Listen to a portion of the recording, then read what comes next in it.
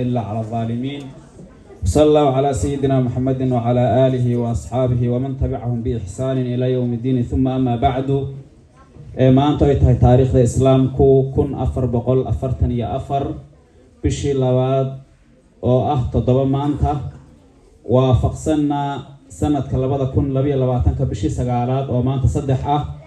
إن شاء الله تعالى. وحين أصابون نمد حفلة ما أنت إنه كلا قبكرنا أرضيدا حفلة دورة يا فرحة دورة إن شاء الله تعالى. ضمان كسوق قبكر حفلة أرضيدا يا علماء يا مرتشرفتا يا والدين ضمان تود قفور البابا مقام كيس يا مجا عيسى أيامكم سلامنا نجي ولا السلام عليكم ورحمة الله وبركاته. وإنه نسود وين قف كستبا صفي عن أيام نسود ويننا أنت كديب إن شاء الله تعالى برنامج كنا أو كوبنان دونا وإن شاء الله تعالى سودي دونا وقت كان السيد أقول ما أوقف عنه وقف إلى سنه وحيس وجري دونا برنامجكو برنامج شو أي أرضي صبندقي دونان سيد القرآن يا أناشيد يو ما وحيابك وسابسن معلومات كي أي أرضي برتين كلمات كي محاضروين كوعدك إيوه كلمات كأي نقلق يبقى دونان والدين تقار كودا يقولون إن شاء الله تعالى كلمات كودا إياه فكر كودا كهد دونا إيوه مركا قدام بيسون قصو قبقبين دونا أرضيدا أو أبال مرين إيا الجوائز إن شاء الله تعالى لسين دونا إن شاء الله تعالى دان قصو عنا مركا برنامج كينا وحان كب الله بدونا إنا كفر فرانو قرآن ككريم كاها سوى إنه أفر دور إن شاء الله تعالى. ولكن سلمان شيخ عبد الله فليتفضل مشكورا مأجورا. سلمان.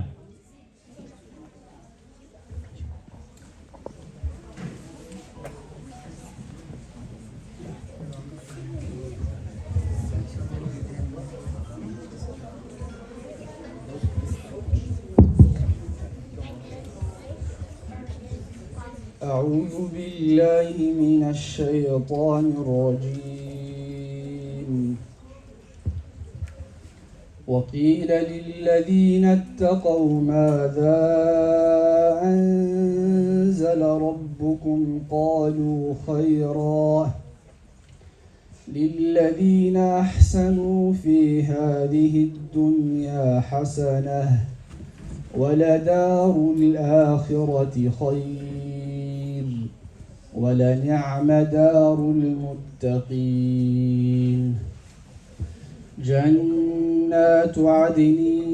يدخلونها تجري من تحتها الأنهار لهم فيها ما يشاءون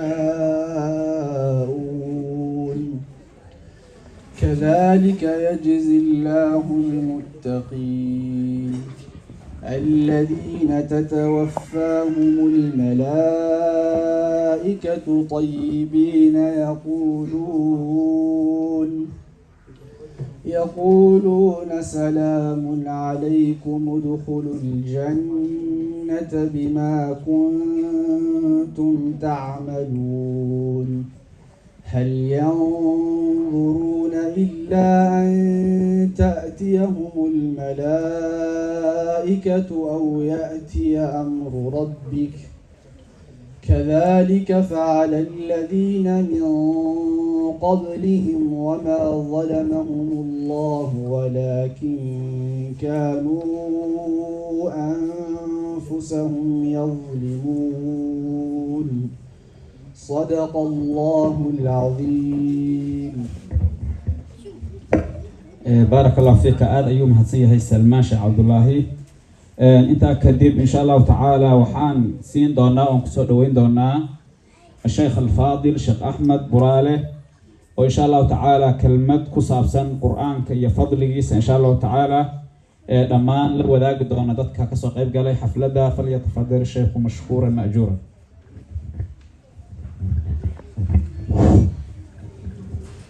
بسم الله الحمد لله والصلاة والسلام على سيدنا ونبينا محمد وعلى آله وأصحابه ومن تبعهم بإحسان إلى يوم الدين. أما بعد سيبد ما يولى الليال آياتها نوري معلم خير معي كجرتها سورة النحل. هل تعلمون ما هي النحل؟ شنيد هورتا محيتها سورة حلقة ورمي آيات شنيدة كهديس marka aayadda haddaad fiiriso wa-awxaa rabbuka ila annaxli an ittakhidii min aljibaali buyuutan wa min ashajari wa mima yacrishun ثم كلي من كل الثمرات فاسلكي سبل ربك ذللا يخرج من بطونها شراب مختلف ألوانه فيه شفاء للناس إن في ذلك لآية لقوم يتفكرون inkastoo munaasabadii kolkooda aan ugu talagalay ahayn laakiin iyada waxaan ugu furfurtay maadaama uu ardaygu suuradda ku bilaabay qur-aanka xayawaan yar yaraa lagaga warramaa xayawaankaa shinnida ka mida shinnida haddaan wax yar taabanno kolkay ka sheekeynayaan culimaa'ul muslimiintu dhaqanka ay leedahay iyo se u kala dambayso iyo maamulka horta 99% waa dumar baa leh shinnidu saa ula socotaan 99% waa dumar waa dhediga sidaasa waxaa lagu leeyahay kolkii laga sheekeynayo say iyagu u maamulaan ee wax u kala dambeeyaan ma malayn karti waxaa la yidhi inta wax matartada oo dhan way laayaan iyagaa laynhaya geedaha markay soo qaadaan baa lagu leeyahay kuwa albaabka taagan wax alla wixii khalada kuwa xaggaa u tuuri baa lagu leeyahay shinnidan laguma dhalinayo dhirtay u foofaysaa waxbay soo guraysaa shinnidii albaabka geedka waxaa taagan baa leeyahay qoladii ilaalin lahayd haddayna kuwaasi taagneen waxaa la yidhi sun iyo adduun baa malabka ka buuxsami lahay qayb baa halka albaabka taagan oo wax kala qabanin qaybi waxay ilaalishaa shinnida hal mida dhasha halkaa miday ilaalisaa intooda badanna waxaa lagu leeyahay sida ay isu ilaaliyaan ay waxooda u nidaamsadaan xayawaan lamidii ma jiraan xayawaan weynna mabahe waa waxaad aragtayna yaryarkaa haddii waxaa la yidhi bini aadamka ka xoog badani ay wax fiican qaban lahaayeen wax badan bay horta qaban lahaayeen taasina waxay tusaale u tahay ardada maanta aada diyaariseen macallimiintiina iyo gabdhihiina iyo waalidkuba waa camalkaa shinnidu qabatay oo kale weeye oo wax fiican baa horta qabatay ayadda haddaan intaan kaga baxo walaalayaal qur-aanka kariimka waa kalaamullah hadduu kalaamullaahi uu yahay waa ashrafu kalaamillaahi kol hadduuna wax ilaahay ku hadlo wax ugu sharaf badnaa qur-aanku hadduu yahay qiimo badan buu ku fadhiyaa ilaahay wuxuu subxaana wa tacaala uu leeyahay allahu nazala axsana alxadiidi kitaaban mutashaabihan ilaa akhiri ilaaya ilaahay wuxuu soo dejiyey kitaab isu wada eg sidee buu isugu wada eg yahay marka kitaaban mutashaabihan mathaniya takshaciru minhu juluudu aladiina yakhshawna rabbahum ilaa akhiri ilaaya sababtu isugu wada eg yahay waxaa weye qur-aanku waa lamaane aayadda kale ee suurat alxijri ilaahay wuxuu leeyahy walaqad aataynaaka sabcan min almathani waalqur'aan alcadiim toddobada laysa siiyey mafaatixada ma toddobada suuradada dhaadheera khilaaf baa ku jiro qur-aanka walayaal ilaahay uu soo dejiyey wuxuu weliba u doortay kalaamka carabiga qur'aanan carabiyan hayru dii ciwaj baa lii qur-aanka maxaa kalaamka carabiga loogu doortay waa xikmad badan oo u baahan inaa sharax badan laga bixiyo qur-aanku macnaha kolka uu leeyahay waa midka allah suuratu fusilat uu leeyahay laa ya'tihi albaatilu min bayni yadayhi walaa min khalfihi tanziilu min xakiimin xamiid qur-aanka baatil uma yimaado qur-aanka sharaftaa leh ayaa maanta dhallinyaradani soo isugu timid marka inaan kasoo qeyb galla annaga naftanadu nasiib baan horta u leenahay alxamdu lilah ilaahay baa nasiib nooga dhigay intan qur-aanka lasoo diyaariyay walaalayaal qur-aanka dad badan baa ka shaqeeyay waxaa kamid a dadka quraada kamid a qur-aanka ka shaqeysay tajwiidka dad baa ka shaqeeyey tafsiirka dad baa ka shaqeeyey dadba meel baa ilaahay subxaanahu watacaala uu u diraa qur-aanka marka maanta aan sugu imanayno ma sii badinhayee waa sharafta ugu qiimo badan oo adduunka la keeno wey ilmaha bartaa ama hooyada iyo aabbaha ku dadaala ama macallinka ku dadaala waa wixii ugu sharaf badnaa oo horta la barta wey haddaan soo hormariyo nabiga calayhi isalaatu wasalaam xadiidkaad aragtayna layidhi khayrukum man tacallama alqur'aana wa callama xadiidkaas sidina Uthman baa wariyay maxaa uu sidaa u yiri nabigu calayhi salaatu wasalaam waxa uu khayr badan baa quraanka ruuxii barta dadkana bara waxa laga yaabaa adigu inaad quraanka wax badan ka aqoon dad badan waxay moodayaan quraanka haddii in yar aad ka taqaano inay intaas kugu filan saxaabada bar baa juz ama dhaafin bar baa quraanka la barkiisa dhaafin bar baa quraanka dhameeyay waa kuwii nabi maxamed la joogay sallallahu alayhi wasallam waxaad ogaataa kolka quraanku sharaf badan buu leeyahay xadiidka ibn mas'uud waa ku nabigu yiri calayhi salaatu wasalaam ninkii حرف قرآن كمدة أغريا فله حسنة والحسنة ب10 أمثالها مولانا يقول لا أقول ألف لام ميم ألف يا لام يا ميم صد حرف حلوة يا مولانا يا نبي ألف وحرف ميم لام وحرف ميم وحرف مركي صد هذا تاين لو قلت فتو ثيري بأجرك النقر هيا 30 بالنقر هيا محاضر ملايزة قولك جزء أقرده ما أنت أمد حزب أقرده حزب أقرده أما جزء أقرده من قرآن نص أقرده ولقوه كون تجري أنت سحرفه وحوين بارتكوها جاي عمر بن الخطاب وحوري رضي الله عنه نبي كان مغلب لي سقوله إلهي سبحانه وتعالى قوم بكتاب كور وقاضا قولنا هوس بوغنيغا معناها سو لوجا جيدو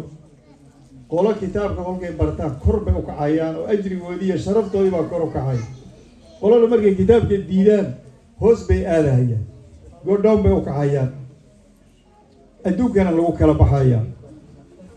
dadka aad uga shaqeeyay kitaabka quraanka waxa kamida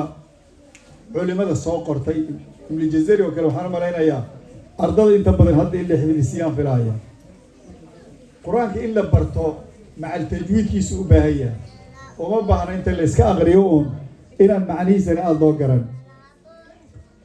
tajwiid in lagu aqriyo macno weyn ku fadhida quraanku wuxuu ku soo degay tajwiid sidoo imaam Jazari sheegay إمام الجزري رحمه الله تعالى وحلاه والأخذ بالتجويد حتم لازم من لم يجود القرآن آثم لأنه به الإله أنزل وهكذا منه إلينا وصل وهو أيضا حلية التلاوة وزينة الأداء والقراءة وهو إعطاء الحروف حقها من صفة لها ومستحقها وكل واحد لأسله ورد كل واحد لأزله واللفظ في نذيره كمثله مكملا من غير ما تكلف باللطف في النطق بلا تعسف وليس بينه وبين تركه إلا رياضة امرئ بفكه صوت حبيب الجزيرة مساء لهي قرآنك وإن كلك دغان هي سؤال تجويد كو أقرأ هذا التجويد كيس هجاجين دم بعد كلا صحكوا من نقول هيو dadka aad uga hadlay quraanka ka sheekay fadligiisa culimada imaam Shaadibi waa kamida wa inna kitab Allah awthaqu shafi'in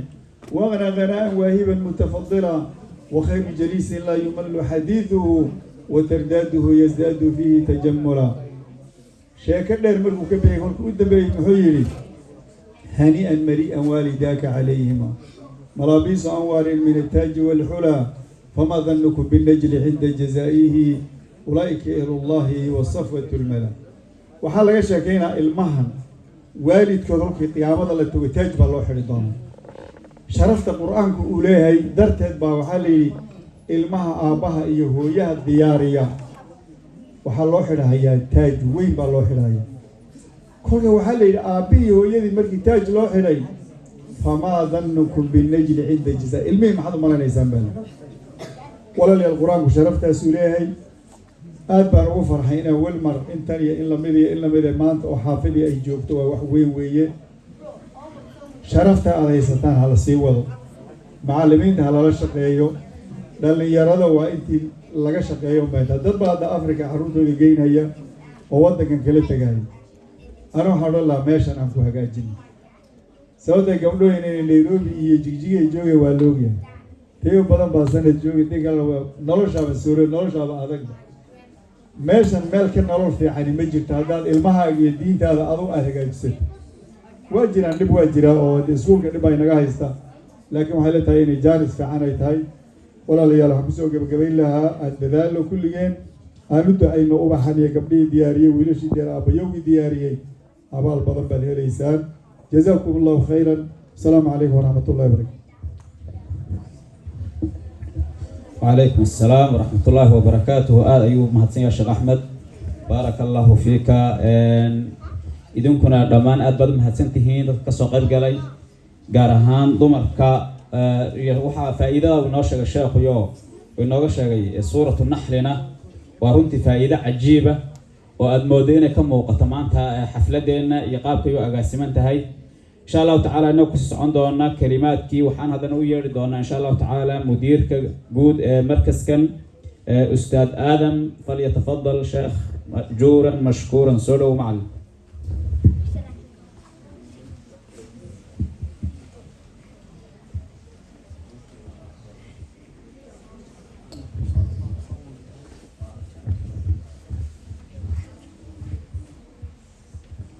السلام عليكم ورحمة الله وبركاته.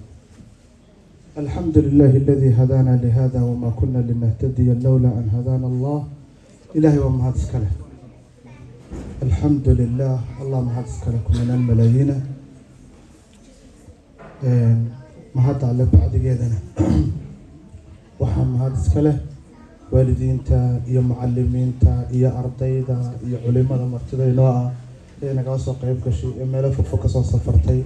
لما أنتين أدي أدبر ما سنتين.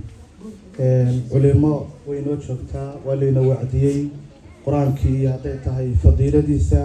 ولينو الشيخ وكرنا وينو تنبيان أنا وحنقول هاون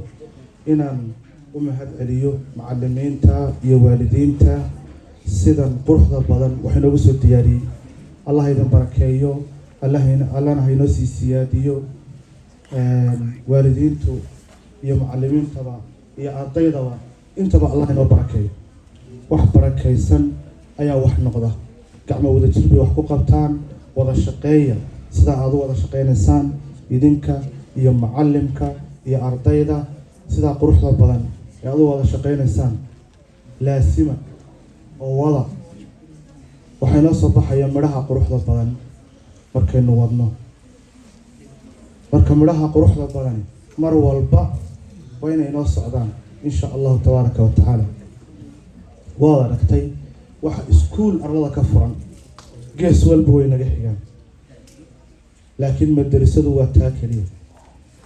waxa ilaahay kalaamkiisa lagu dhiganayo waa taa kaliya waa halkan meel kale ma waa halka building meeqa building baa ku yaala oo iskuula oo lagu dhiganayo maadiga lagu dhiganayo baa hareeraha naga xiga marka inaynu taa kaliya dayacnana dhib weeyaan waa halka meel kaliya aan haysano kalaamka ilaahay ku haysano waxa adduunkan loo joogay koonkan leenoo yimidba leenoo keenayba ee cirka iyo dhulka iyo khalaa'iqda ku noolba loo dhisayna waa ilaahay caabudidiisa waa inaan ilaahay caabudno waa kalaamka ilaahay waa kaa aynu hayno halka meel kaliya ku hayno waad aragteen waxay nagu hareeraysan yaan islaam ahayn waa meesha kaliya meesha aynu haynaa hadda dariskeennan billigan hadda joogno intan oo dhan wax islaami waa ku yari aad buu ugu yari dhowr reer oo Soomaaliya baa degan oo meelahan degan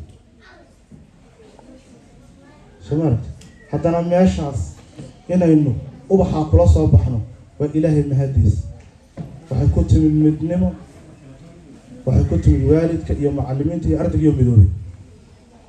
marka ilaahay haydan barakeeyo madrasadu dhowr marxaladood bay soo martay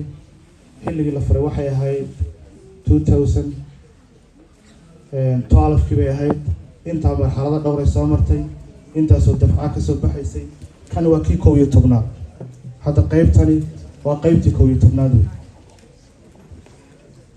marka saasay inoogu soconaysaa Allah haydan barakeeyo dhammaantiinba wixii la oran lahaa ee wacdiyaha waa leeyna yiri waxana way noo dambeeyaan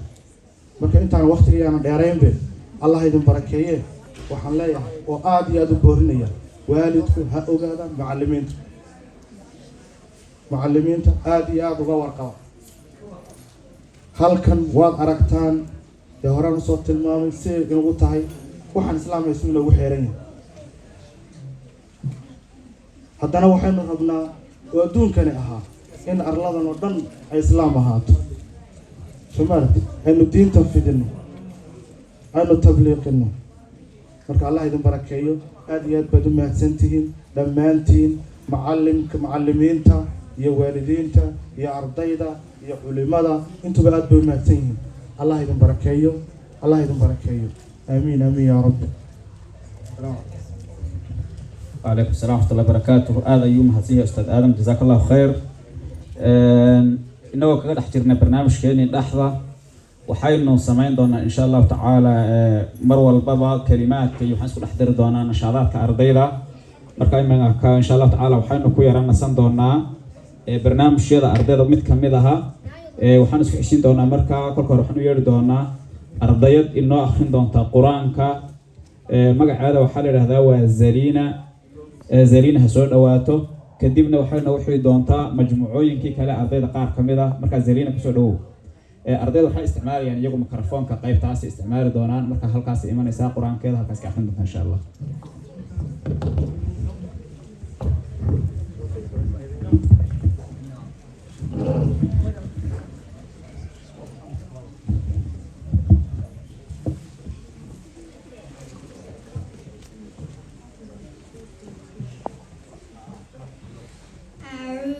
بالله من الشيطان الرجيم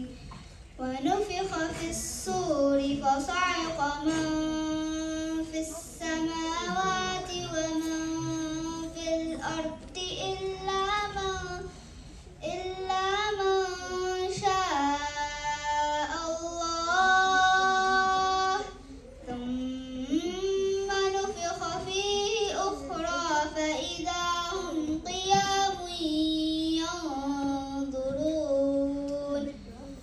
أشرقت الأرض بنور ربها ووضع الكتاب وجيء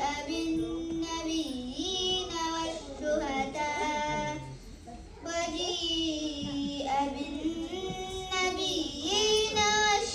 والشهداء وقضي بينهم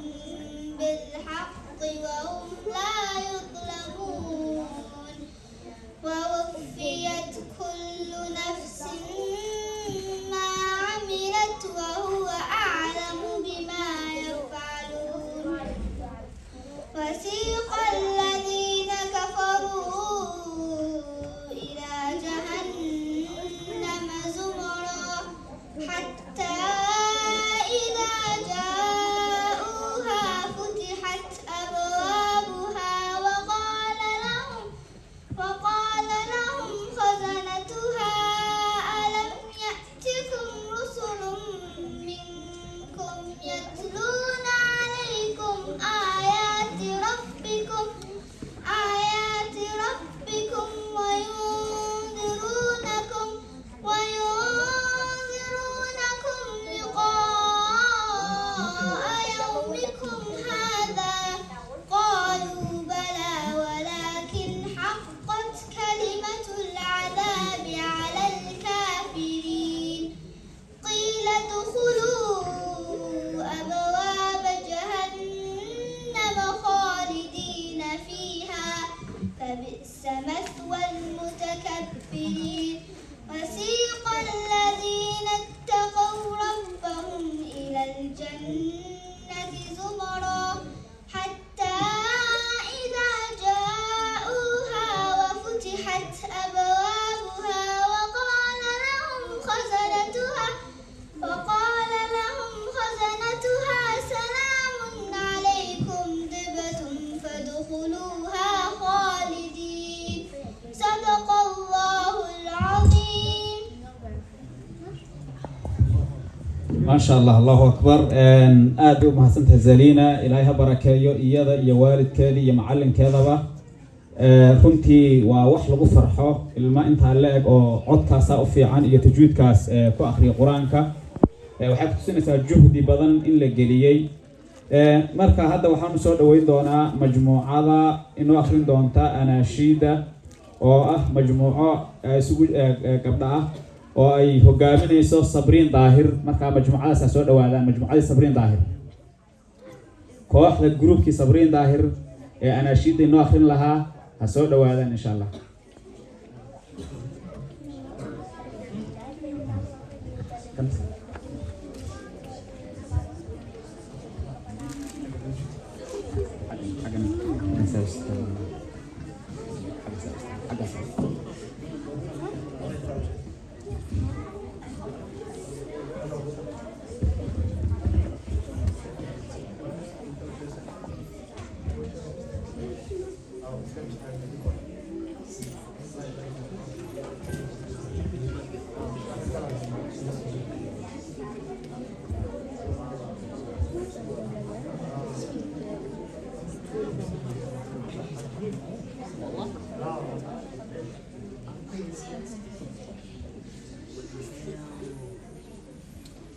أنت نور الله فجرا جئت بعد العسر يسرا ربنا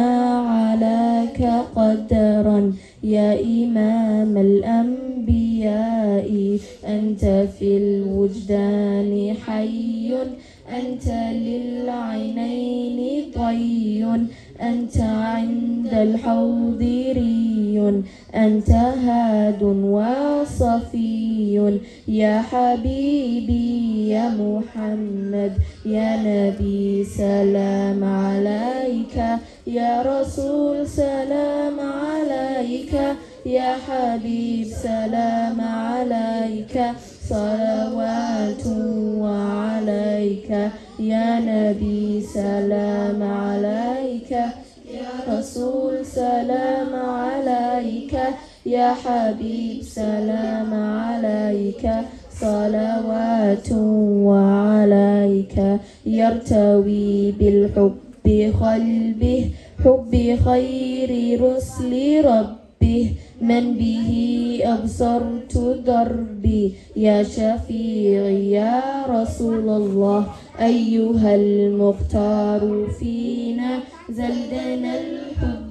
حنينا جئتنا بالخير دينا يا ختام المرسلين يا حبيبي يا محمد يا نبي سلام عليك يا رسول سلام عليك يا حبيب سلام عليك صلوات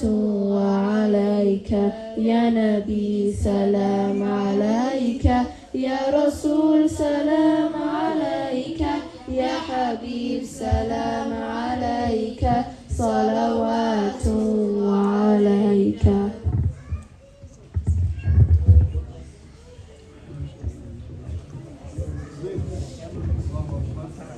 ما شاء الله aad ayuu mahadsan yihiin gabdhahaasi nashiidada qiimaha badan inoo akhriyay. weli waxaan ku dhex jirnaa barnaamijkeennii iyo programkeennii baan dhexda kaga jirnaaye hadda waxaan kusoo dhaweyn doonaa insha allahu tacaala fadiilatu sheekh cabdullaahi bunow oo insha allahu tacaala isaguna kelmad ku saabsan calaaqaadka ka dhexaysa amba isku xidhnaanshaha ka dhexayn kara waalidka iyo macallimiinta insha allahu tacaala inooga qaada dhigi doona falyatafadal sheekhu mashkuuran. بسم الله الرحمن الرحيم الحمد لله رب العالمين وبه نستعين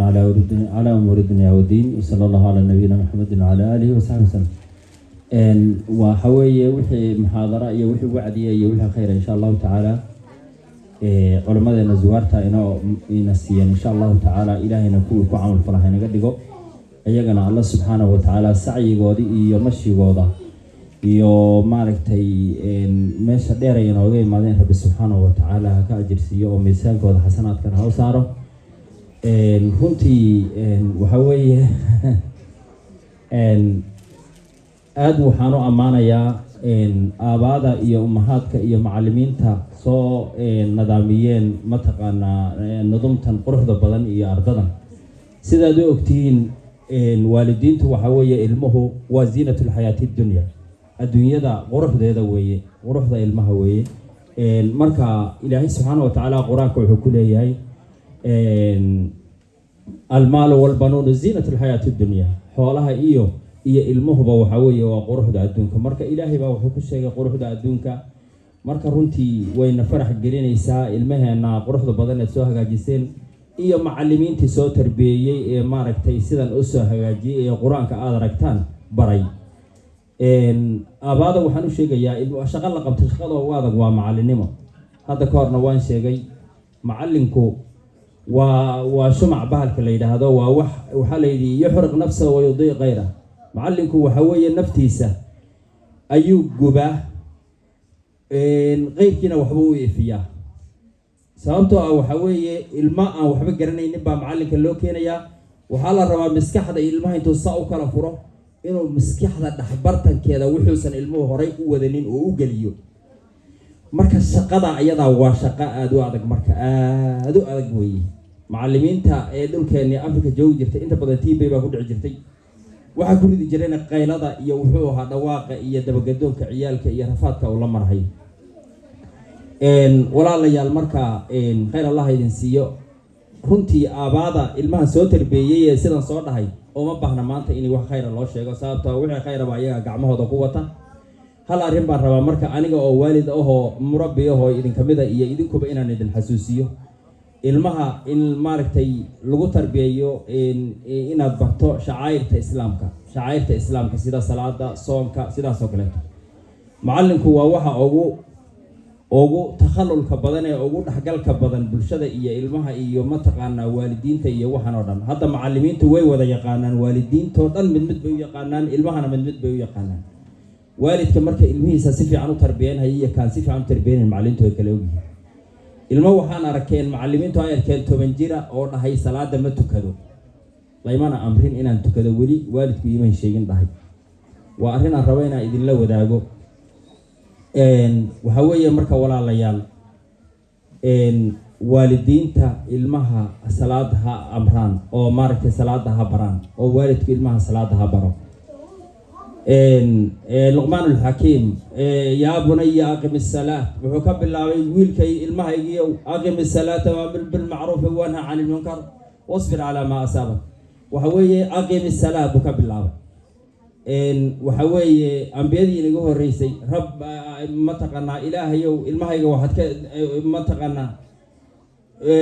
durriyatana mataqaanaa qurrata a'yunin aqim salaadii bay iyaguna ka bilaabeen. marka ikhwaani marka waxaan idiin dardaarmayaa inaad ilmaha lagu tarbeeyo salaada oo la baro si ludfi iyo naxariis iyo mataqaanaa ay ku jirto wanaag. anagoo og xaaladda meeshan aan joogno iyo siday tahay, insha allahu tacaala ilmaha in salaada loo kiciyo, salaada la baro, salaada ay tukadaan. waalidkuna ilmaha uu mataqaanaa ka dhigto maaragtay saaxiib oo uu la socdo. khayr Allah siiyo. aabaa fara badan oo waxaa jira aan ognahay oo ilmahooda mataqaanaa saaxiib la oo masaajidka la imaadaan. sidaan hadda ka hor baa idiin sheegay, masaajidku wuxuu ka mid yahay cunsurka tarbawiga ee ilmaha waalidka wax la tarbiyeeya. marka ilmaha haddaad masaajidka keento fikrad uusan banaanka ku haysanin ayuu ka faa'iidayaa markaad masaajidka ilmaha la imaato. wuxuu arkayaa carruur quraan aqrinaya, wuxuu carruur khamiis qabo arkaya, wuxuu carruur mataqaanaa sidaas oo kale waxa weeye wuxuu arkayaa culimadii, wuxuu arkayaa muxaadarooyinkii, wixii buu dhegaysanaya. marka wuxuu noqday qayb kula tarbiyeysa ilmahaagu iyo masaajidka iyo madrasaduba noqdeen. marka insha allahu tacaala khayr Allah idin siiyo. ma uriid an utila kalaami insha allahu tacaala. marka nimanka la yidhaahdo macallimiinta khayr Allah siiyo, idinkuna dadaalkiina sii wada iyo juhdigiina. ilaahay subxaanahu wa tacaala baa idinka ajirsiin hayaa oo miisaanka siduu fadaa'ishii uu sheekh Baraale uu inoo sheegay baad helaysaan insha allahu tacaala. ilmahana insha allahu tacaala waxaad heli doontaan kuwo badan oo idiin abaalguda hadduu ilaahay yidhaahdo xajka idin geeyo, macallinkaygii intay idin dhahaan xajka idin geeyo insha allahu. marka jazaakum allahu khayran. ilmaha markii aad waalidkuna insha allahu tacaala waxyaalaha maaragtay keena aafaatu lisaanka ha ka nahiyaan oo maaragtay ilmaha sida xanta iyo cayda faraha badan iyo Soomaalidu waa dad cay badan, ilmaha waxyaalo badan oo cay baraan. marka waxa weeye waxyaalahaas oo dhan waalidku ilmaha yarka iska daadhe, waxa ma banaano sidan ha yeelinaabo, ka ha dhihin, saa ha dhihin. haddaad maanta oo dhan ku hayso wuxuu ka nabadgelayaa aafaatu lisaanka insha allahu tacaala. إن شاء الله تعالى أجركم الله بحضوركم وجزاكم الله خيرا وحسن تربيتكم بأولادكم إن شاء الله تعالى. والسلام عليكم ورحمة الله وبركاته. وعليكم السلام ورحمة الله وبركاته. أيوب حسين الشيخ إن شاء الله تعالى إمكنا وحنو يردونا أرض قليل هذا يحيى جوهر وإنه آخرين دونا سونا القرآن سواء آخرين دونا marka barnaamijka bandhiga ardaydu maadaama xafladu ay u caqidan tahay amba loo qabtay ardayda iyo quraankooda iyo imtixaanadooda iyo waxooda mar walba waxa inoogu dhex jiri doonaa kolkaynu maartay kelmad qof siinaba ardayda barnaamijkooda uu soconaya ilaa iyo khitaamka ilaa iyaga barnaamijka iska leh marka saa wala socda oo la haysta insha Allah ta'ala Yahya soo dhawaado ha akhriyo quraanka insha Allah أعوذ بالله من الشيطان الرجيم ويا قوم ما لي أدعوكم إلى النجاة وتدعونني إلى النار تدعونني لأكفر بالله وأشرك به ما ليس لي به علم وأنا أدعوكم إلى العزيز الغفار لا جرم أن ما تدعونني إليه ليس له دعوة في الدنيا ولا في الآخرة وأن مردنا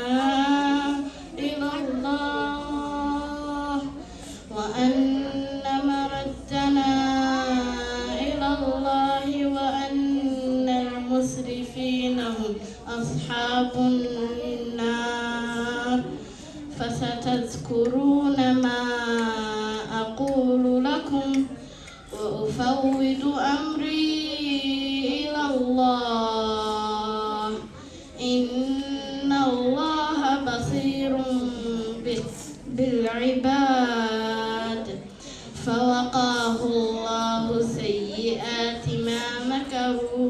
وحاق بآل فرعون سوء العذاب النار يعرضون عليها غدوا وعشيا ويوم تقوم الساعة أدخلوا آل فرعون أشد العذاب وإذ يتحاجون في النار فيقول الضعفاء للذين استكبروا إنا كنا لكم تبعا فهل أنتم مغنون عنا نصيبا من النار قال الذين استكبروا إنا كل فيها إن الله قد حكم بين العباد وقال الذين في النار لخزنة جهنم ادعوا ربكم يخفف عنا يوما من العذاب صدق الله العظيم. ما شاء الله بارك الله فيك يحيى أدب هتسن يهي إمكان وحن سؤال دوين يا قوليه كلا وآخرين دونتا قصيدة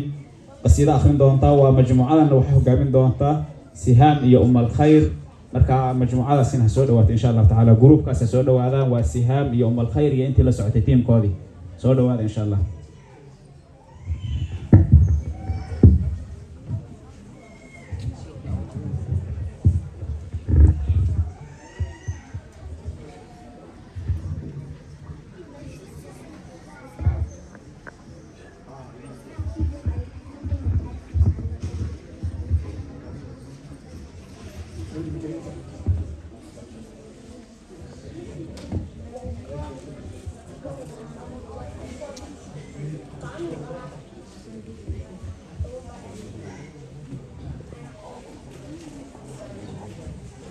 ليس الغريب غريب الشام واليمن إن الغريب غريب اللحد والكفن إن الغريب له حق لغربته على المقيمين في الأوطان والسكن لا تنهرن غريبا حال حال غربته الدهر ينهره بالذل والمحن سفري بعيد وزادي لن يبلغني وقوتي ضعفت والموت يطلبني ولي بقايا ذنوب لست أعلمها الله يعلمها في السر والعلن ما أحلم الله عني حيث أمهلني وقد تماديت في ذنبي ويسترني تمر ساعة أيامي بلا ندم ولا بكاء ولا خوف ولا حزن أنا الذي أغلق الأبواب مجتهدا على المعاصي وعين الله تنظرني يا زلة كتبت في غفلة ذهبت يا حسرة بقيت في القلب تحرقني دعني أنوح على نفسي وأندبها وأقطع الدهر بالتذكير والحزن دعنك عدلي يا من كان يعذرني لو كنت تعلم ما بي كنت تعذرني دعني أسح دموعا لا انقطاع لها فأعسى عبرة منها تقلبني وقد تجمع حولي من وقد تجمع حولي من ينوح ومن يبكي علي وينعاني ويندبني وقد أتوا بطبيب كي يعالجني ولم أرى طب هذا اليوم ينفعني واشتد نزعي وصار الموت يجذب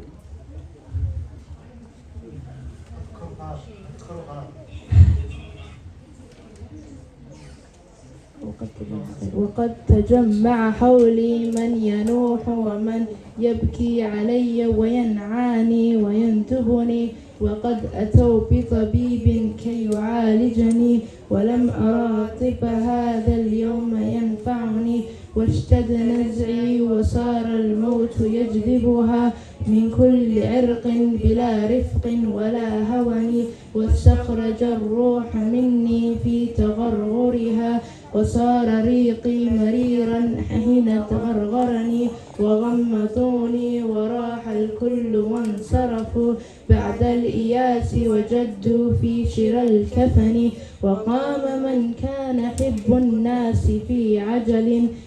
والمغسل يأتيني يغسلني وقال يا قوم نبغي غاسلا حذقا حرا أديبا أريبا عارفا فطني فجاءني رجل منهم فجردني من الثياب وأعراني وأفردني وأودعوني على الألواح منطرحا وسار فوقي خرير الماء ينظفني وأسكب الماء من فوقي وغسلني غسلا ثلاثا ونادى القوم بالكفن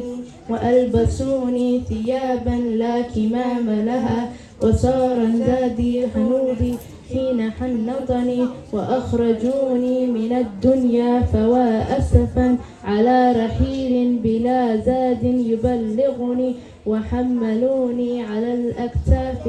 4 من الرجال وخلفي من يشيعني وقدموني إلى المحراب وانصرفوا خلف الإمام فصلى ثم ودعني صلوا علي صلاة لا ركوع لها ولا سجود لعل الله يرحمني وأنزلوني إلى قبري على مهل وقدموا واحدا منهم يلحدني وكشف الثوب عن وجهي لينظرني وأسكب الدمع من عينيه أغرقني فقام محترما بالعزم مشتملا وسفف اللبن بالمفرق وفارقني وقال هلوا عليه ترب واغتنموا حسن الثواب من الرحمن ذي المنن في ظلمة القبر لا أم هناك ولا أب شفيق ولا أخ يؤنسني وهالني سورة في العين إذ نظرت من هول مطلع ما قد كان أدهسني من منكر ونكير ما أقول لهم قد هالني أمرهم جدا فأفزعني وأقعدوني وجدوا في سؤالهم ما لي سواك إلهي من يخلصني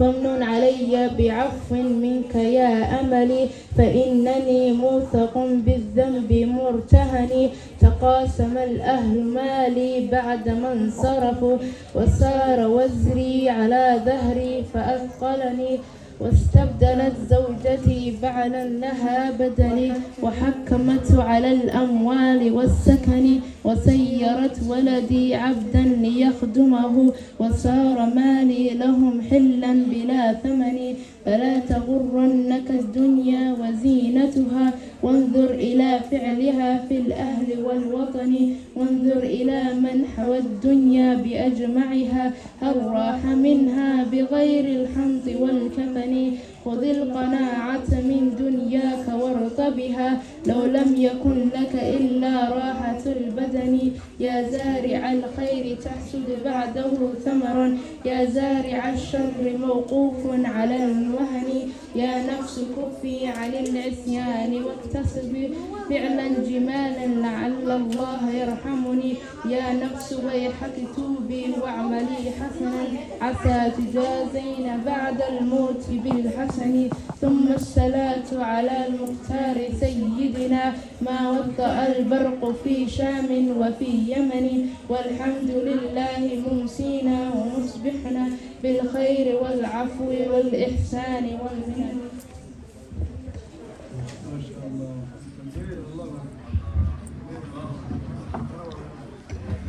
ما شاء الله aad bay u mahadsan yihiin gabdhahaasi qasiidada runtii qiirada badan leh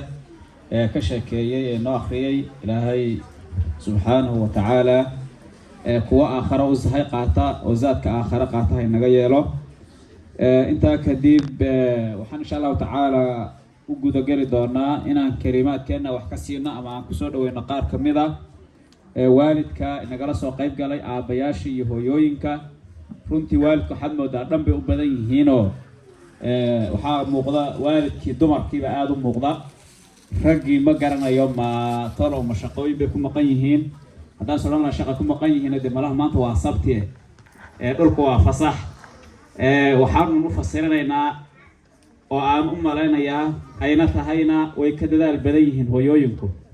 laakiin arrintaasi ma aha arrin cusub oo weligeedba way soo jiri jirtay inay hooyooyinku ay maaragtay ka fiican yihiin ka dadaal badan yihiin aabbaha runtiina waalidka amba ilmaha ay hooyadii ma garanaysaa ay fiican tahay maaragtay ay dadaalayso had iyo jeer wuu ka fiicnaadaa ilmaha kale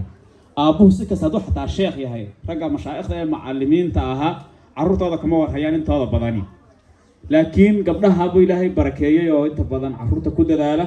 marka insha allahu tacaala gabdhuhu ilaahay khayr ha siiyo doorkoodu runtii waa waxaan sahlanayn oo waxaa ka muuqda xafladooda iyo maaragtay agaasinkooda oo garab taagan ardaydii iyo macallinkii iyo xafladiiba guud ahaan waxaa markaa soo dhaweyn doona insha allahu tacaala mid ka mid a waalidiinta gabdhaha waalidiinta ah ee maaragtay ardaydoodu meesha dhigato waa faadimo yuusuf ayaan siin doonaa insha allahu tacaala mikrofoonka faadimo insha allahu tacaala ha soo dhawaato faadimo soo dhawow baaraka allahu fiik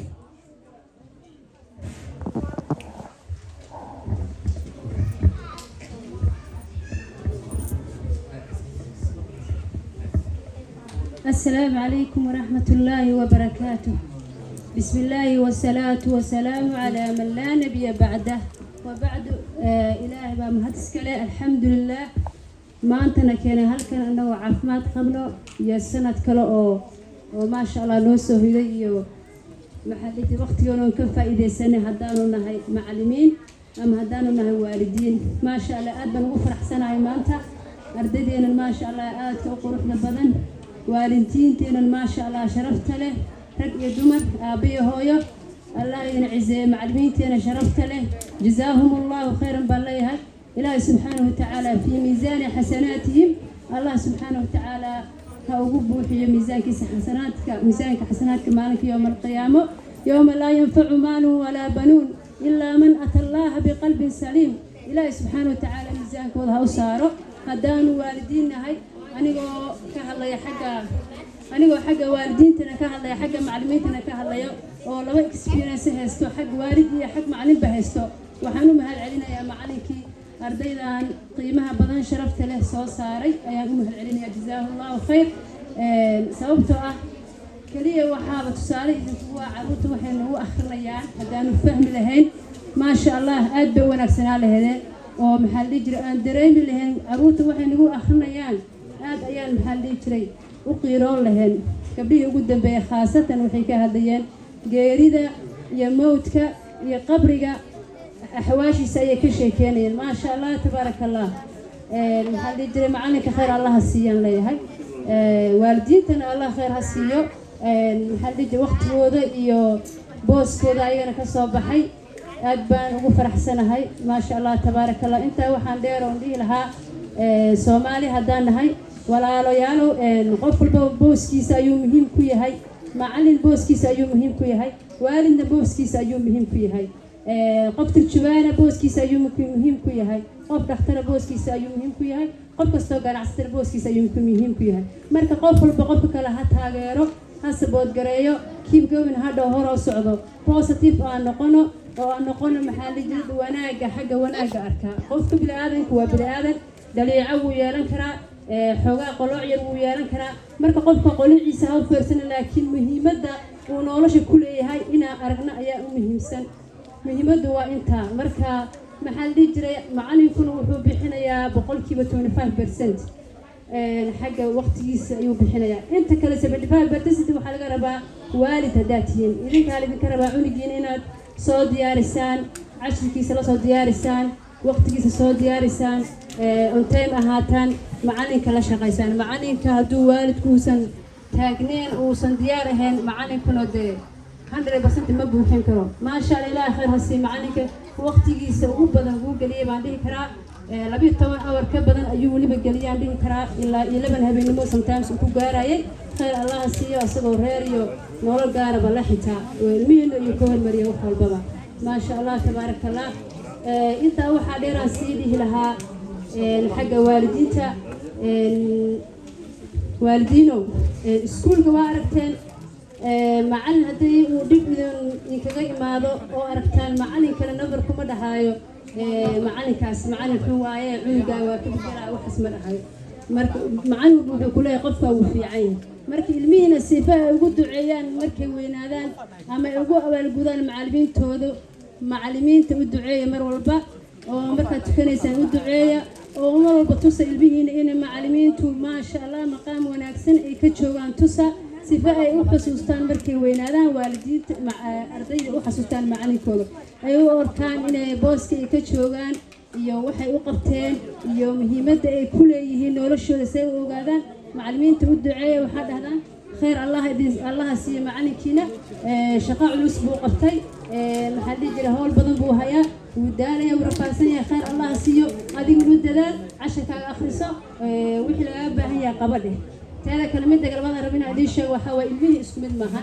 المها إله سبحانه وتعالى مرج البحرين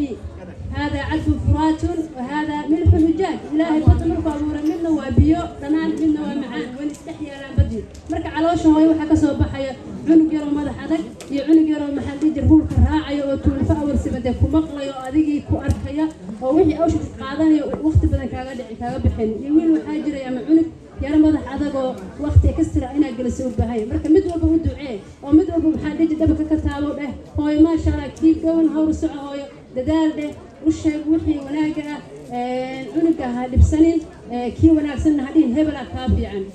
مركز تعياقي أنا وحي قد عمك هذا كانوا أساس ما سميت سامع عدد وحيد عن أيضا وقفة سبحانه يبشر جسا وأنا تون مركز أوفيس وأنا وقفة السجوية قف كيف عن السجوية هو السعودي كلا يرى لي تندى وحي كده من أول ماستر أو دبر كتا واحد هذا وقفي عنه keep going the هو السعودي اسبوع قرن each other حالة البينا وقاعدة لا صاحبة عروتينا محل جري أنا سبتكرن وبالله إن شاء الله تعالى جزاكم الله خيرا والسلام عليكم ورحمة الله. وعليكم السلام ورحمة الله وبركاته. أستاذة فاطمة أد بأمها تصنتهاي وأن يرها المعمية ومعلمات وعليسي الشيء لكن aad ayuu mahadsantahay way xasuusisay inay macallimadii galaaska tahay haddana waalida runtii waa wax lagu farxo waxay dhihi jireen qofkii hadduu macallinku gabadh wax baro wuxuu la mid yahay ummad buu wax baray hadduu wiil wax barana shakhsi buu wax baray la socda bal arrinkaa bal u fiirsada macnaha gabadhii kolkay wax barato hooyadii intaasoo ilmood bay wax baraysaayo gurigii oo dhan ayadaa waa macallinka guriga ee rasmiga aha weeye laakiin de wiilkii isaga keligii baa lafiis wax baranayo meelihiisa la taagnaanaya marka insha allahu tacaala ilaahay dumarka haynoo barakeeyo gabdhaheenna runtii aad bay u dadaalayaan waxaan ku dhex jirnaa weli programkii ardayda ayaynu mar labaad kusoo laaban doonaa waxaan u yeedhi doonaa majmuucada riyaan jawhar iyo kooxdaadii oo insha allahu tacaala iyaguna inoo akhrin doonaa wixii ay usoo diyaariyeen xafladan ay usoo talagaleen waysadii iyo salaadii iyo alaabtii ku saabsanayd marka gruubkaasina ha soo dhawaadan insha allahu tacaala جروبka مجموعة ريان جوهر يا مجموعة دي لسعوتي واحد دي لسعوتي سواك عام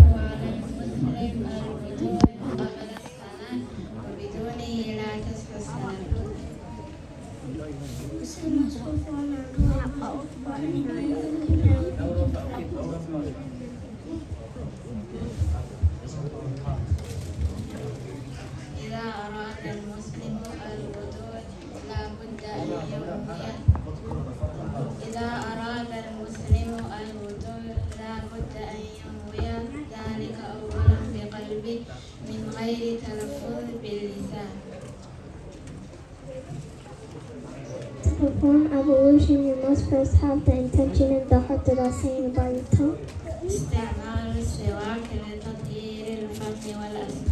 Use the miswak to purify or cleanse the mouth. Use the miswak to purify or cleanse the mouth and teeth. Say Bismillah in the name of Allah.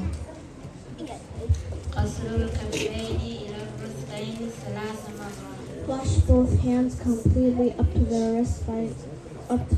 with rubbing between the fingers. Rinsing the mouth thoroughly by getting water with your right hand 3 times. أستنشق بيد اليمنى واستنثر بيد اليسرى 3 مرات. Sniff water in your nose by getting it by your right hand, blow out by your left hand 3 times. Wash the face completely 3 times. Wash the face completely 3 times.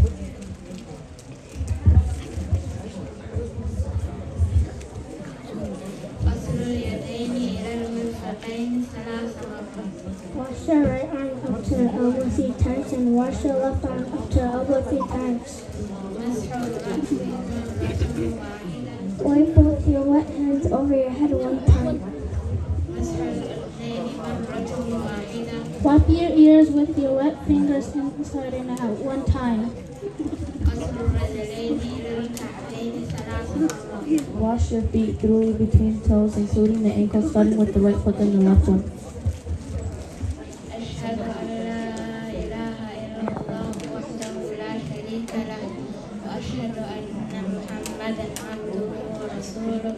اللهم اجعلني من التوابين واجعلني من المتطهرين. وقد أخبرنا رسول الله صلى الله عليه وسلم أن من قال هذا الدعاء بعد الفراغ من النوم تفتح له أبواب الجنة الثمانية يدخل من أيها شاء. I bear witness that none has right to be worshipped except for Allah without any partner, and I testify that Muhammad is his slave and messenger of Allah. Oh Allah, make me among those who repent and make me among those who remain clean and pure. Our Prophet, peace and blessings be upon him, said, whoever says the supplication after completing the ablution, 8 doors of paradise will be opened for him, and he can choose any of them to enter.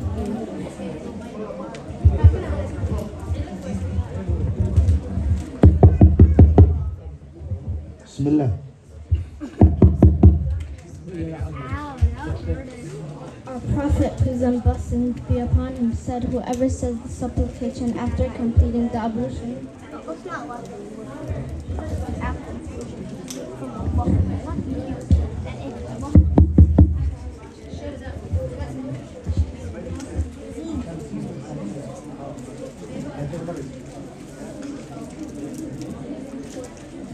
Our Prophet, peace and blessings be upon him, said, whoever says the supplication after completing the ablution, 8 doors of paradise will be opened for him, and he can choose any of them to enter through.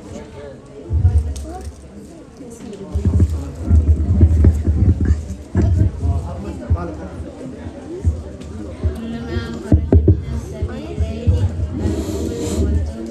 من بول أو غائط أو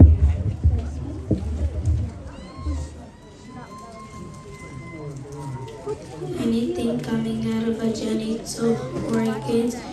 such as urine, feces, or gas, etc.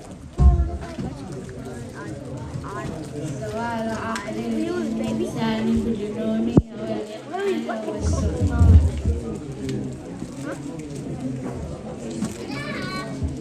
Becoming unconscious and sadly fainting or intoxication.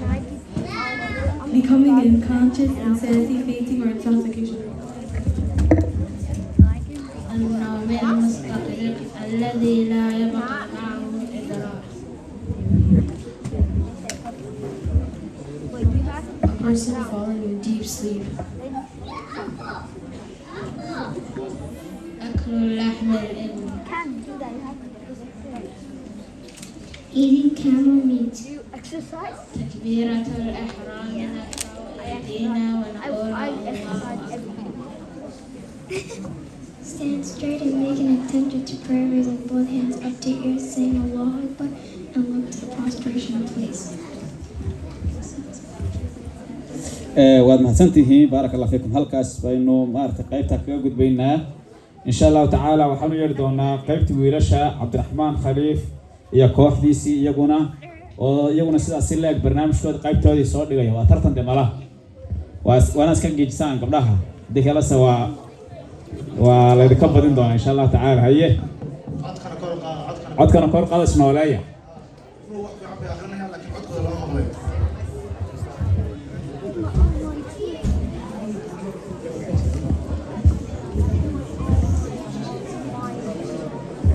يرفع الرأس مكبرا ويقرأ التشهد.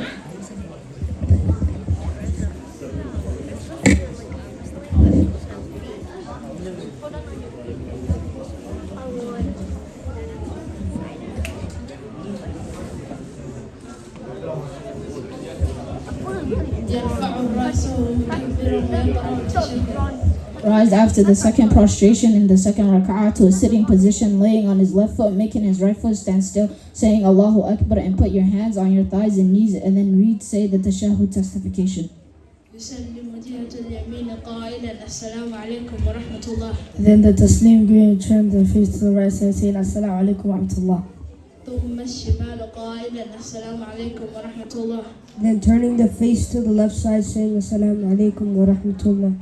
أذكار الصلاة أستغفر الله ثلاثا اللهم أنت السلام ومنك السلام تبارك يا ذا الجلال والإكرام. I seek Allah's forgiveness, O Allah, you are the source of peace, as-salam, and from you is all peace. Blessed are you, the possessor of majesty and honor. لا إله إلا الله وحده لا شريك له له الملك وله الحمد وهو على كل شيء قدير لا حول ولا قوة إلا بالله لا إله إلا الله ولا نعبد إلا إياه له النعمة وله الفضل وله الثناء الحسن لا إله إلا الله مخلصين له الدين ولو كره الكافرون. None has the right to be worshipped except Allah alone without any partner. To Allah belong all sovereignty and praise, and He is omnipotent over all things. There is no might, no power except with Allah. None has the right to be worshipped except Him. We worship none but Him. For Allah all favor, grace, and praise are due. None has the right to be worshipped except Allah, and we are sincere in faith and devotion to Him, although the disbelievers detect. لا إله إلا الله وحده لا شريك له له الملك وله الحمد وهو على كل شيء قدير اللهم لا مانع لما أعطيت ولا معطي لما منعت ولا ينفع ذا الجد منك الجد. None has the right to be worshipped except Allah alone, who has no partner. To Him belongs all sovereignty and praise, and He is opinion for all things. O Allah, none can guard what you have willed to prevent, and no wealth or majesty can benefit anyone as from you is all wealth and majesty. لا إله إلا الله وحده لا شريك له له الملك وله الحمد وهو على كل شيء قدير. نقرأ قل هو الله أحد وقل أعوذ برب الفلق وقل أعوذ برب الناس ونقرأ آية الكرسي. اللهم أعني على ذكرك وشكرك وحسن عبادتك. None has the right to be worshipped except Allah alone, who has no partner. To Him belongs the kingdom of the universe, and for Him all praise is due. And He has the power to do everything. And then we recite the last three surah in the Quran, Surah Al-Ikhlas, Surah Al-Falaq, and Surah Al-Nas. We recite the verse Ayatul Kursi after every prayer. Oh Allah, help me to remember you and thank you. Help me to remember you and thank you, and help me to remember you and thank you, and enable me to worship you properly. ويزيد بعد صلاة الصبح اللهم إني أسألك علما نافعا ورزقا طيبا وعملا متقبلا. ويقول بعد المغرب لا إله إلا الله وحده لا شريك له له الملك وله الحمد يحيي ويميت وهو حي لا يموت بيده الخير وهو على كل شيء قدير. You say after the dawn praise al-Subah, O Allah, I invoke you to grant me useful knowledge, lawful provision, acceptable good deeds. We say when the dawn and the dawn and sunset praise al-Subah and al-Maghrib. None has the right to be worshipped except Allah. None has the right to be worshipped except Allah, who has no partner. To Him belongs the kingdom of the universe, and from Him all praise is due, and He has the power to do all things 10 times. نقول مثل ما يقول المؤذن إلا في الحيعلتين يقول المؤذن حي على الصلاة حي على الفلاح فنقول لا حول ولا قوة إلا بالله. We say when hearing the call to prayer adhan, we should repeat what the caller of the adhan says, except when he says come to prayer and come to success. Instead we should say there is neither might nor power except with Allah. عندما ينتهي الآذان نصلي على النبي صلى الله عليه وسلم ونقول اللهم رب هذه الدعوة التامة والصلاة القائمة آت محمد الوسيلة والفضيلة وابعثه مقاما محمودا الذي وعدته. We say after listening to the call for prayer adhan, the Muslims should send prayer salah upon the Prophet Muhammad and say, O Allah, the Lord of this perfect call and of this prayer which is going to be established, bestow upon Muhammad the highest position in paradise, al-wasilata, and extra degree of honor, al-fadila, and raise him to al-makam and al-mahmud which you have promised him.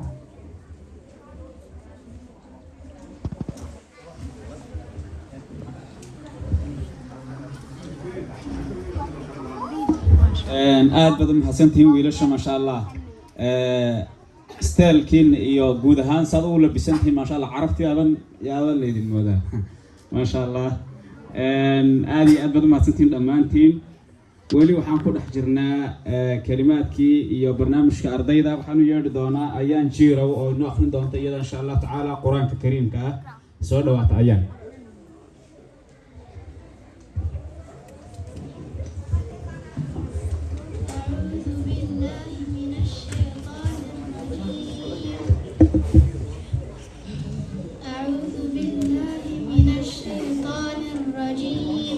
فمن ثقلت موازينه فأولئك هم المفلحون ومن خفت موازينه فأولئك الذين خسروا أنهم في جهنم خالدون تلفح وجوههم النار وهم فيها كالحون ألم تكن آياتي تتلى عليكم فكنتم بها تكذبون قالوا ربنا غلبت علينا شقوتنا وكنا قوما ضالين ربنا أخرجنا منها فإن عدنا فإنا ظالمون قال اخسئوا فيها ولا تكلمون إنه كان فريق من عبادي يقولون ربنا آمنا فاغفر لنا وارحمنا وأنت خير الراحمين فاتخذتموهم سخريا حتى أنسوكم ذكري وكنتم منهم تضحكون إني جزيتهم اليوم بما صبروا أنهم هم الفائزون قال كم لبثتم في الأرض عدد سنين قالوا لبثنا يوما أو بعض يوم فاسأل العادين قال إن لبثتم إلا قليلا لو أنكم كنتم تعلمون أفحسبتم أنما خلقناكم عبثا وأنكم إلينا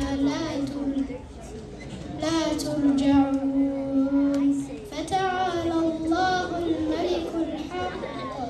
لا إله إلا هو رب العرش الكريم ومن يدع مع الله إلها آخر لا برهان له به فإنما حسابه عند ربه إنه لا يفلح الكافرون وقل رب اغفر وارحم وأنت خير الراحمين صدق الله العظيم. ما شاء الله بارك الله فيك. هذا يوم حصلها أيام برنامج قيبه سيدا بينه ولي كوجد جرنا ولي أنه كل حجرنا برنامج كقيبة أرضية إصابة بندقة يوم بندقة أرضية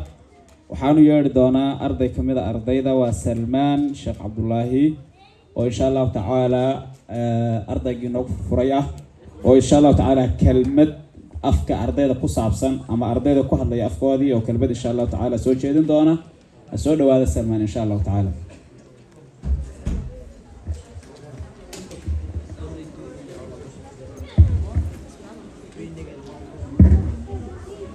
السلام عليكم ورحمة الله وبركاته. الحمد لله رب العالمين. الحمد لله الذي له ما في السماوات وما في الأرض وله الحمد في الأولى والآخرة وهو الحكيم الخبير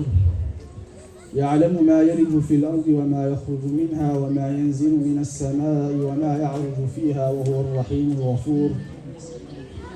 ثم الصلاة والسلام على من تلقى القرآن من لدن حكيم عليم نبينا محمد صلى الله عليه وسلم وعلى آله وصحبه أجمعين. أما بعد. As we all know, today we're gathered here for the completion and the graduation for some of the students of my Lamin's class and another year to be concluded of his class. This class is a class in which most students dedicate their time and effort into learning and memorizing the Quran and other sciences of the Deen. It is a class in which I was a part of and I still am a part of. Malamin has done a wonderful job in teaching the Quran to all of his students, as we all saw some of the great reciters that we had that were up here reciting the Quran with tajweed and all of his ruling from the Quran. It's because of him. And wallahi, he truly reminds me of the hadith in which our Prophet Muhammad sallallahu alaihi wasallam said, خَيْرُكُمْ مَنْ تَعَلَّمَ الْقُرْآنَ وَعَلَّمَهُ. That the best of you are those who learn the Quran and then they teach it. He's a prime example of that. And I ask Allah subhanahu wa ta'ala to grant him success in this dunya, fi dunya wal akhirah, in this dunya and here, in this world and in the hereafter. With that being said, I wanted to share with you guys some of the virtues of the people of the Quran, some of the virtues and benefits of reciting the Quran. There are many benefits of reciting the Quran, and amongst them is that you will be considered the people of Allah. Allah subhanahu wa ta'ala has favored all the people, and there are certain people that He called Himself my people, and they are the people of the Quran. Hum ahl Qurani wa ahlullahi khasa.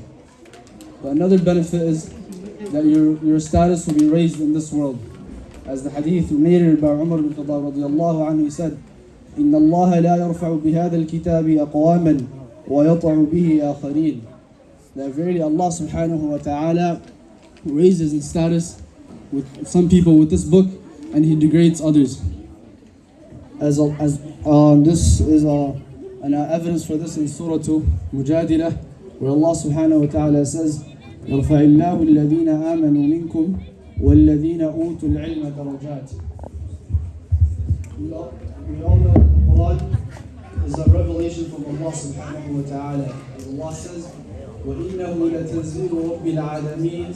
نَزَلَ بِهِ الرُّوحُ الْأَمِينُ عَلَى قَلْبِكَ لِتَكُونَ مِنَ الْمُنذِرِينَ.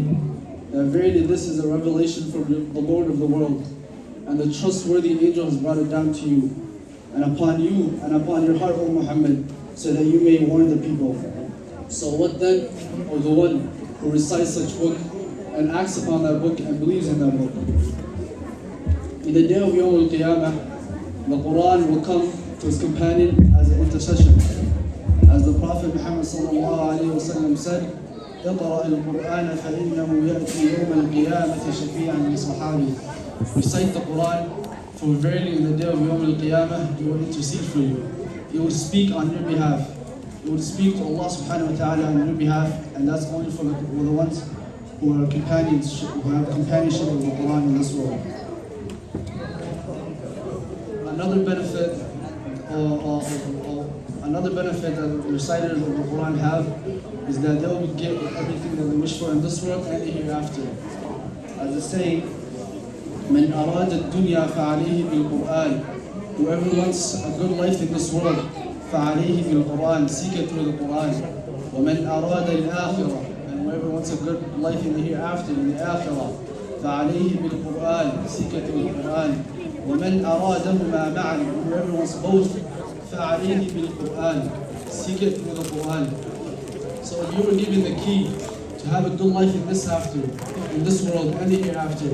then why should we not take it? And the other thing is that in the day of Yawm al-Qiyamah, you will have the companionship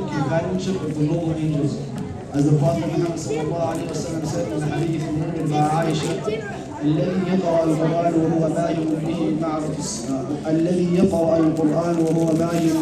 الذي يقرأ القرآن وهو ماهر به مع الصفرة الكرام البررة. That you will have the companionship of the noble angels in the Akhirah. And as for the one who reads the Quran skillfully in its correct way. But as for the one who struggles with the Quran, and finds it hard to read, he has lahu ajran. He has to double the reward. And one is for the reciting the Quran, and the other one is for his ijtihad, his struggle with the Quran. Well, that's all I have for you guys today. وأقول قولي هذا واستغفروه إنه هو الغفور الرحيم.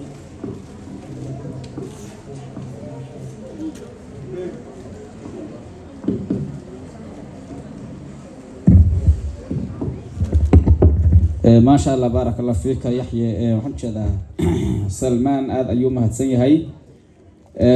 برنامج قيبه سيود بس كجرنا إن شاء الله تعالى حنو يردونا والد كميدها ومبشر عبدي إن شاء الله تعالى سؤال هذا مبشر بارك الله فيك runtii dhammaan amba cumuuman guud ahaan xafladdu si fiican ayay nagu socotaa waqtigan insha Allah taala inta sida ugu fiican baan insha Allah taala jecelahay in uga faa'iideysano hadda waxaa noo harsan un qaybihii ugu dambeeyay markaan soo dhawaado mubashir. Assalaamu calaykum waraxmatullaahi wabarakaatuh. waxaan halkan uga mahadcelinayaa macallimiintii iyo culimadii xafladan quruxda badan inoo soo abaabushay iyo waalidkii kala qayb qaatay xafladan caruurtan sida sharafta leh loogu soo labisay ee lagu soo dadaalay keentay xafladda yani aad ugu mahadcelinayaa. intaa kadib waxaa kaloo mahadcelinayaa culimada safarka inooga timid ee Sheekh Axmed ka midka yahay ee xafladeennan inay ka qayb qaadato u timid ayagana waan mahadcelinayaa. mahadcelinta labaad kadib waxaan wax yar la hadlayaa anugu waalidka waxaad moodaa in macallimiintu ay in badan ku soo celcelinayso waalidku macallimiinta ha u dadaalaan ha caawiyaan. meeshaa sidii Sheekh Cabdullaahi Bunow ka shanqariyay hadaay oo kale wuxuu yiri ilmo 10 iyo wax ka badan jira oon salaadii garanaynin in gurigiisa xataa aan guriga lagaga tarbiyin salaadii ay ka muuqataan aragnay wiil. waxaad moodaa markasta oo in waalidiintu ay macallimiinta midin la qaataan in la yiraahdo ma waalidku dadaal ha sameeyaan. meesha waxa ay soo baxaysaa inaynu waxoogaa inaga waalidka aynu dhaliil yar leenahay aynaan macallimiinta caawinaynin maadaama oo wadan dhib badan oo bi'ayad kale iyo aynu ku jiro iskuulaad iyo waxbarashooyin kale iyo istarays iyo shaqo iyo dhibaatooyin badan aan ku jiro haddana waqtiga yar ee macallinka ilmaha uu la joogo mooyaane inayna guriga ka caawinin baad moodaa inay muuqato. waalidiinta idinka oo soo dadaalay waxaan dhihi lahaa dadaalkeena aan sii laba jibaaro. inaynu soo dadaalayna waxaa idiin cadaynaysa dee ubaxaasaynu keennay sidaa u labisan sidaa qur-aankii u akhriyaysa waan dadaalay oo dadaal inooma yaran laakiin inaan sii laba jibaaraan ina fari lahaa. wax kale oo hadda aan usii hadlo oo hadhay ma garanayo laakiin macallimiinta inaynu ku dadaallo inaanu ilmaha guriga ka caawino oynu aad barashar u saaro sida iskuulka homeworkaadii away ma ka shaqaysay homeworkii away cashirkii maxaa maanta iskuulka lagu soo yidhi maxaa ilmahaadi la dhihi doonaa sida aynu oga walwallo inaynu dugsiga qur-aankana oga walwallo oynu dadaal badan gelino yaa loo baahan yahay. inaan soo dadaalayna waan hubaayo waxaasaynu keennay ubaxaa sidaa qur-aanka u akhri ayaynu keennay laakiin aan sii laba jibaaraan dhihi lahaa. kelimadaasu way nagu soo noqnoqotay waalidku inay dadaalaan oo macallimiintu mar kasta ay ka hadlayaan waalidka ilmaha ha ku dadaalaan guriga intay joogaan salaadana ha lagu tarbiyeeyo ilmaha oo ilmuhu asagoo tarbiyaysan gurigiisa ka yimaado macallinka ha u yimaado ilmo dhisan oo tarbiyaysan oo salaadii ma gaadhay dhahaya oo salaadii tukanaya waa inuu macallinka u yimaado. waalidka intaasaan fari lahaa. macallimiinta mar labaad iyo mar saddexaad waan idiin mahadcelinaynaa dadaalka aad samayseen ee caruurtanada ka muuqda maanta ee sidaa xaafid qur-aanka aad ooga dhigteen annana waxaan ku rajo weynaa inaan la dadaalo aad iyo aad baad u mahadsantihiin waalidiinta culimada martida ah macallimiinta dhammaantiin aad iyo aad baan idinku mahadcelinayaa wasalaamu calaykum waraxmatullaahi wabarakaatu جزاك الله خير aad buu mahadsan yahay mubashir cabdi runtii xafladdu waxay noo maraysaa gabagabo waxaynuna insha allahu tacaala ku dhex jirnaa qaybihii ugu dambeeyey dadaalka runtii waa dadaasheen waxay dhihi jireen faraska waxaa usha loogu dhuftaa inuu sii dheereeyo waxaa laga rabaa in lasii badiyo dadaalka macallimiinta iyo waalidkuba waxay dhihi jireen berigii hore dee malaha qur-aanka sidan si ka duwan loo dhigan jiray ee looxa iyo lagu dhigan jiray ee xoolaha laga qaadan jiray waxay dhihi jireen qur-aanka afar baa lagu bartaa waxay dhihi jireen macallin qaari aha iyo arday qaylo dheer oday wax quudha hooyo qalqaalin ogo macnaha ilmaha soo amba bixino afartaa qodob haddii la isla helo qur-aankii markaa si fiican baa loo baran bay dhihi jireen macnaha marka odayga waa inuu wixii laga rabay ardayga markaba hore ka bixiyo hooyaduna waa inay xagga guriga kasoo hagaajiso macallin dee fiicanna waa inuu ka horeeyo goolihii usii fadhiyo ardaygiina waa inuu yahay arday dadaalayo oo qaylo dheer oo maaragtay isagii horey isu wadayo oo dee aan dib u socod ahayn insha allahu tacaala waxaan rajeynayaa weli inaynu u baahannahay sidaas oo kale inaynu helno aad iyo aad ayuu mahadsan yihiin waalidiinta iyo ardayda iyo macallimiintuba dhammaantiin iyo culimadii martisharaftuba ardayda maanta aynu xafladda kala qaybgalayno waxay isugu jiraan qaar ka baxay oo dhammeeyey higaadii iyo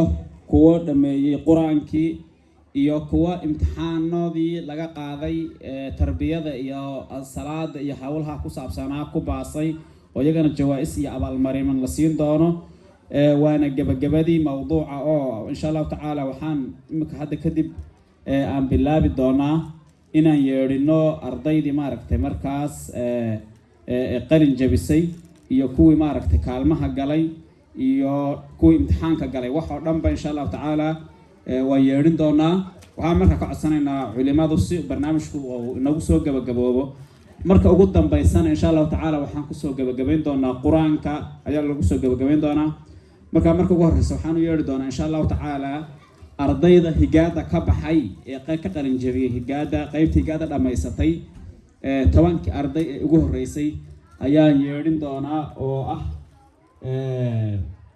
wiilal iyo gabdhaba isugu jira marka